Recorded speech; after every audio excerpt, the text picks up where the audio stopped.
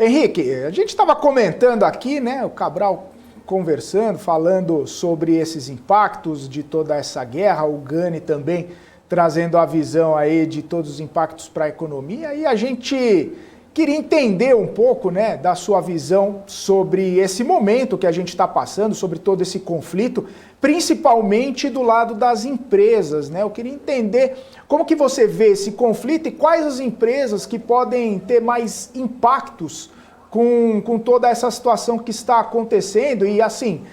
como que elas acabam se saindo nesse momento. Existe uma percepção de saída, existe uma percepção de pós-guerra. Como que as empresas estão vendo essa situação, Henrique?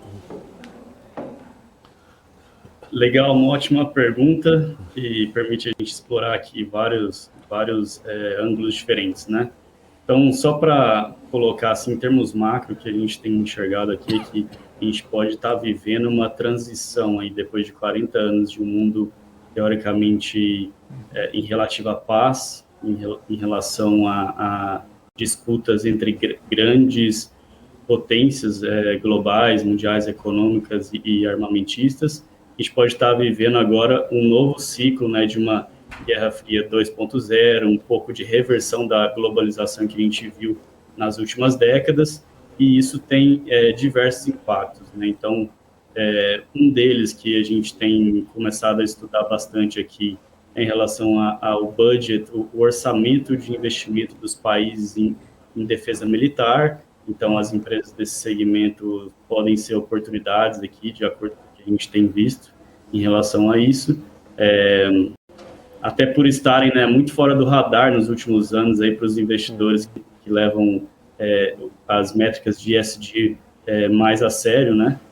nas suas limitações de investimento. E também, por outro lado, né, a gente tem outros aspectos aqui que a gente precisa analisar. Então, inflação possivelmente não vai desacelerar tão cedo quanto a gente imaginava, ela pode continuar subindo aí por mais algum tempo, por esses problemas, né, de logística, até que vocês estavam falando aqui, da dificuldade de compra e venda no comércio internacional, esses gargalos que são criados. E aí a gente vê que, assim, algumas empresas que estão em cadeias logísticas que têm uma sensibilidade em pontos críticos muito importantes, por exemplo, a indústria de chips, né, as indústrias em gerais que precisam passar por muitos países, essas são empresas que possivelmente podem ter impactos grandes. Aí a gente olha, por exemplo, o caso de uma TSMC de chips, ou mesmo de uma Apple, que compra os chips para fazer os celulares.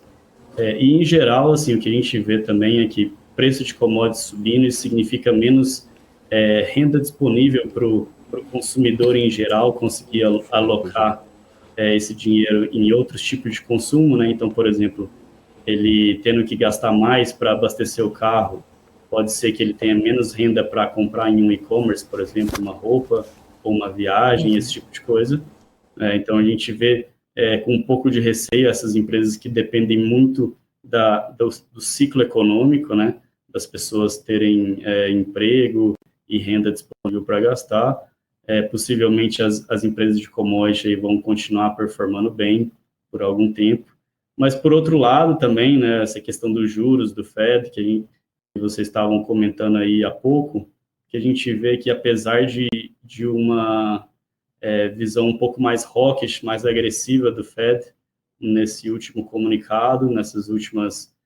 aparições aí, declarações,